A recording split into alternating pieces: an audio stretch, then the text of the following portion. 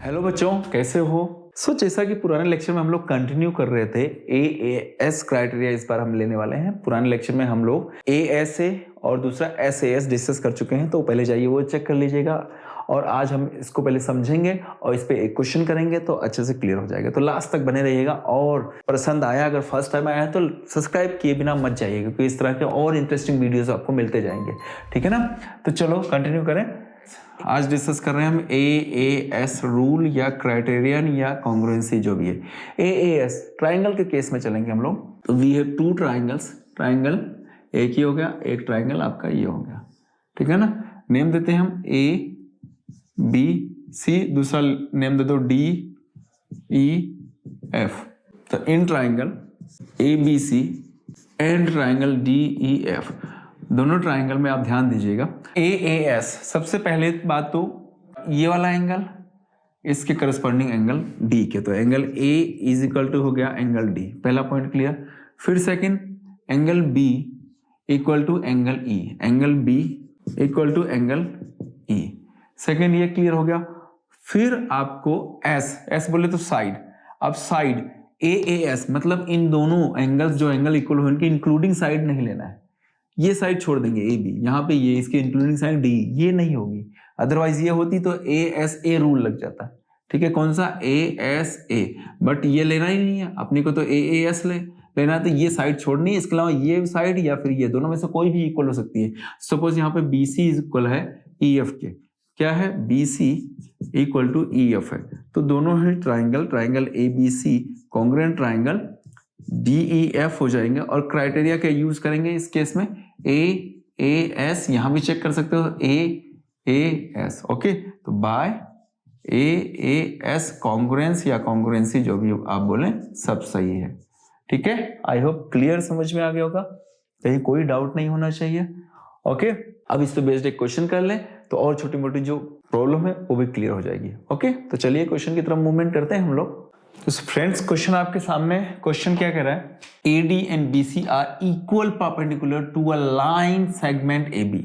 एक line segment है AB और इसके अंदर AD और BC इक्वल है, ये दोनों इक्वल परपेंडिकुलर मींस 90 डिग्री बना रहे हैं, परपेंडिकुलर है लाइन सेगमेंट AB पर equally perpendicular means given part में अगर हम चले, यहां पर ध्यान दीजिएगा, इन गिवन पार्ट पहला पॉइंट हम लिखेंगे AD perpendicular on AB, second BC is also perpendicular on AB, और one more point कि BC is equal to AD, ये भी आपको दे रखा है, BC is equal to AD। Clear? आगे चलो।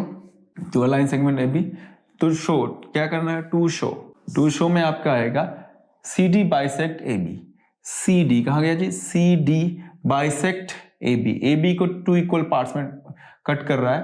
ठीक है, यहां इसका नेम आप दे दो O। ठीक है, तो AO is equal to OB, show करना है CD bisect AB। It means हम क्या बोल सकते हैं, अगर मैं AO is equal to OB या BO में कर दूं तो ये जो इन्होंने कहा है वो प्रूफ हो जाएगा। ओके, तो चलो जी, कोई इशू नहीं है, कंटिन्यू करते हैं। अब मुझे क्वेश्चन की जरूरत नहीं है, इसको मैं इरेज कर देता हूँ। सॉल्यूशन की तरफ मूवमेंट करते हैं हम लोग। सबसे पहले तो आपको दो ट्राइंगल नजर आ रहे हैं, देयर आर टू ट्राइंगल्स। ठीक है, और आपके पुराने कॉन्सेप्ट दिमाग में रखिएगा तो क्वेश्चन बहुत आसानी से हो जाएगा। ठीक है, डिस्कस करने जा रहे हैं हम AAS क्राइटेरिया की। ठीक है, जब क्वेश्चंस करेंगे तो आपको पता नहीं कौन सा क्राइटेरिया उस समय लगने वाला है, जो क्वेश्चन की सिचुएशन को देखते हुए अपने आप आइडिया लगा देंगे, आपका एक्सपीरियंस काम आएगा, बट यहाँ तो आपको पता है। तो चलो, ट्राइंगल हमारे सामने है, पहला ट्राइंगल ले रहा हूं, triangle AOD, in triangle AOD and triangle BOC। ठीक है, पहले BOC फिर बाद में AOD लो, उससे कोई फर्क नहीं पड़ने वाला है। ठीक है, चलो अब इसके आगे हम इधर कंटिन्यू करें।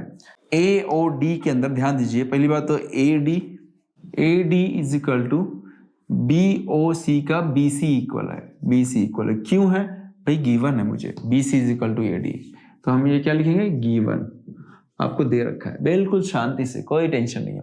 अब आगे चलते हैं। एक और पॉइंट बोला था, ये परपेंडिकुलर है तो ये 90 डिग्री यूज कर सकते हैं। तो फर्स्ट में ट्राइंगल में AOD के अंदर एंगल DAO, जहां से स्टार्ट हो रहा है DAO यहां तक, फिर लो angle CBO, angle CBO equal to 90। Why, इसका भी रीजन वही आपको गिवन है, गिवन में जाके एग्जामिनर खुद ही देख लेगा। ओके, अब एक और पॉइंट इंपॉर्टेंट क्या है भाई, साइड इक्वल कर दिया, एंगल इक्वल कर दिया।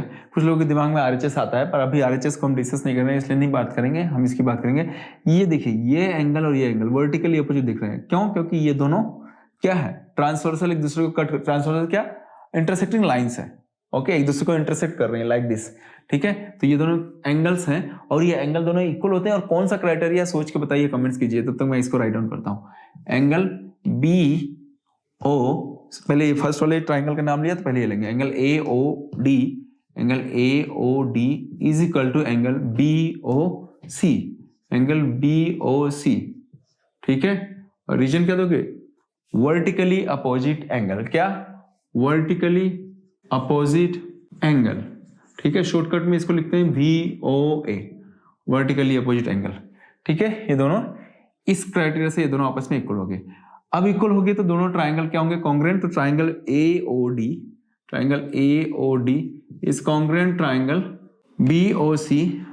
और रीजन क्या होगा ये बात करते हैं। रीजन लेंगे कौन सा, सोचिए आप, एंगल, इस वाले में चलो एंगल साइड, यहां पे देख सकते हो एंगल, फिर ये रहा एंगल और ये साइड, SAA तो होता नहीं, तो हम लिखेंगे एंगल साइड, AAS कॉन्ग्रुएंसी या क्राइटेरियन या रूल जो भी है, कॉन्ग्रुएंस, ठीक है जी। दोनों कॉन्ग्रुएंट हो गए।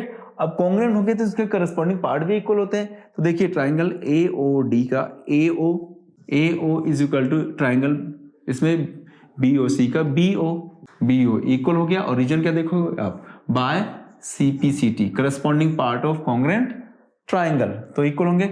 आप बोल सकते हैं हेंस या देयरफॉर, हम ये बोल सकते हैं कि आपका जो CD है, CD जो इसने बोला है CD, therefore CD bisect AB,